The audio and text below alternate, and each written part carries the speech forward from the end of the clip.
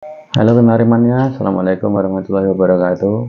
Ketemu kembali dengan saya, masih di Asik Berbam Channel teman-teman.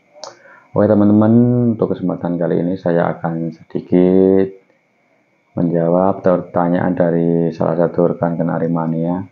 Dia bertanya kepada saya teman-teman, bagaimana cara meningkatkan volume dari kenari ya teman-teman.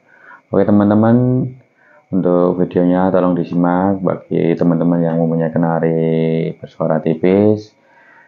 Ini mungkin sangat membantu ya teman-teman. Jadi saya ingin berbagi pengalaman dengan teman-teman bagaimana cara meningkatkan kualitas volume dari kenari kita teman. Oke, untuk videonya tolong disimak dan selamat menyaksikan.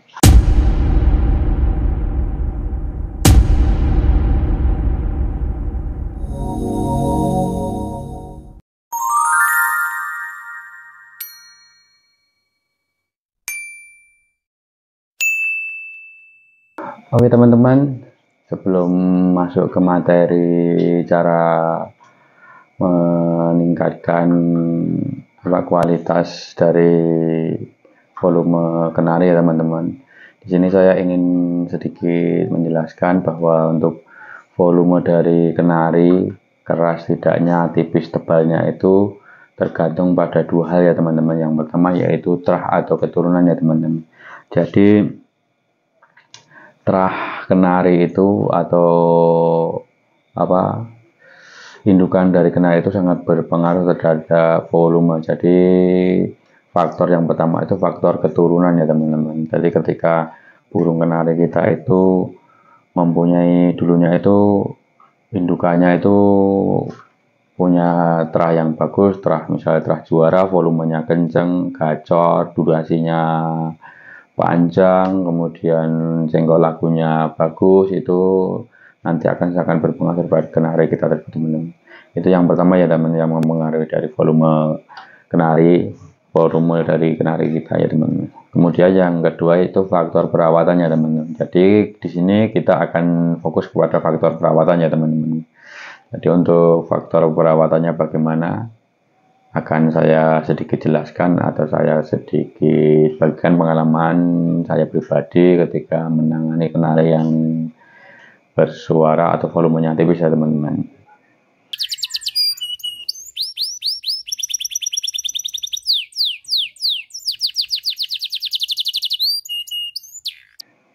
Jadi untuk langkah yang pertama yaitu kita harus mengkondisikan bahwa kenari kita itu benar-benar mempunyai fisik yang bagus ya teman-teman. Jadi untuk fisik latihan yang pertama itu latihan fisik.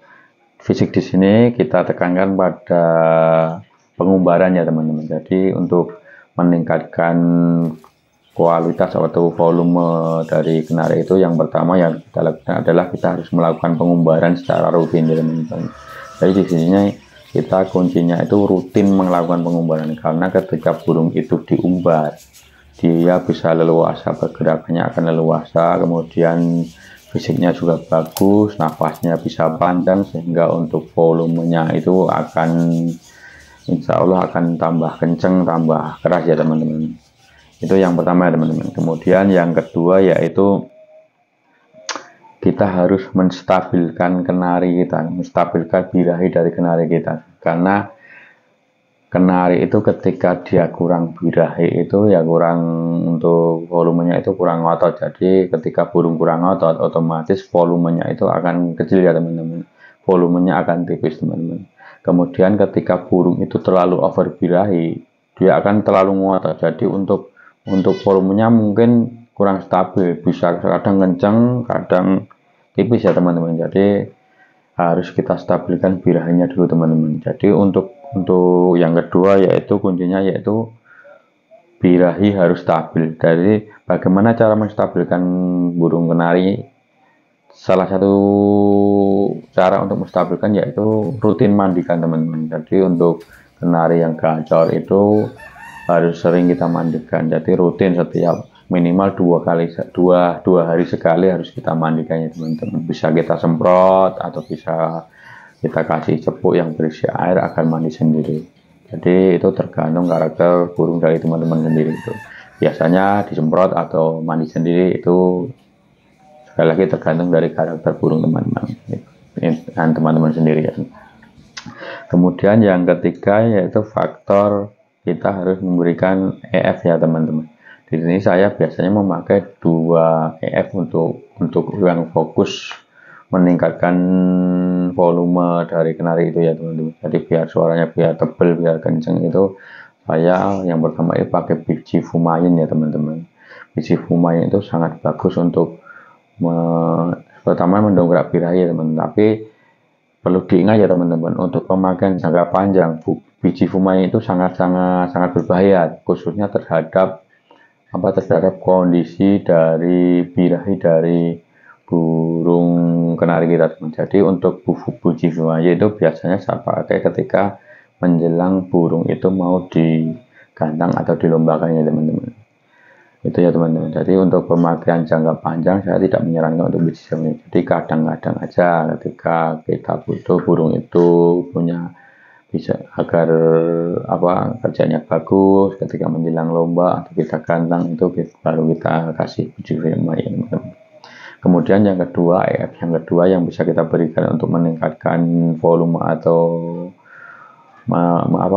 meningkatkan volumenya yaitu kita kasih daun ginseng ya teman-teman. Ginseng sayur itu teman-teman, itu juga sangat bagus untuk meningkatkan dari volume kenari itu teman-teman.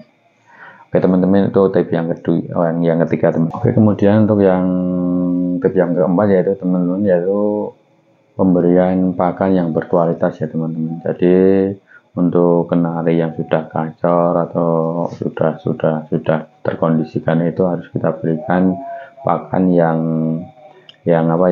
bagus ya teman-teman.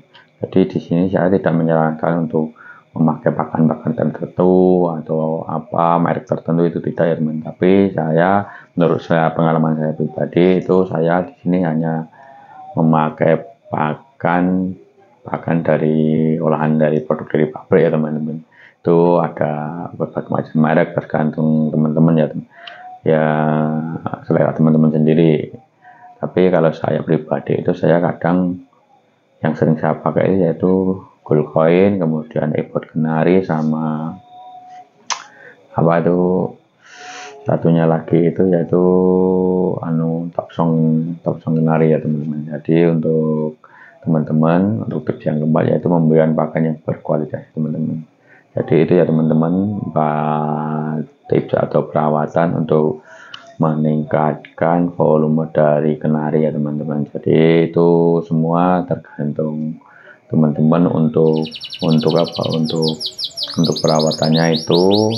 Jadi tergantung karakter burungnya juga. Jadi tidak mesti harus sama seperti itu ya teman-teman, karena biasanya beda burung itu nanti beda perawatan, beda penanganan. Jadi tidak semua burung itu harus saklek begitu perawatannya, tidak ya teman-teman. Jadi yang harus kita pahami juga adalah karakter burung itu maunya seperti apa, kita harus tahu ya teman-teman. Jadi itu teman-teman tips dari saya, semoga bermanfaat, dan apabila bermanfaat tolong di subscribe agar lebih bermanfaat buat yang lain ya teman-teman. Oke teman-teman, itu tips dari saya.